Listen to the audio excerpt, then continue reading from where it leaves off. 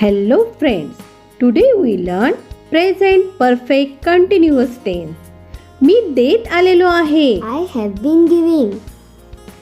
मी घेत आलेलो आहे. I have been taking. मी बसत आलेलो आहे. I have been sitting. मी शोधत आलेलो आहे. I have been finding. मी नाचत आलेलो आहे. I have been dancing. मी उडत आलेलो आहे. I have been flying. मी आणत आलेलो आहे. I have been bringing. मी गात आलेलो आहे. I have been singing. मी नाचत आलेलो आहे. I have been dancing. मी धावत आलेलो आहे. I have been running. मी रडत आलेलो आहे.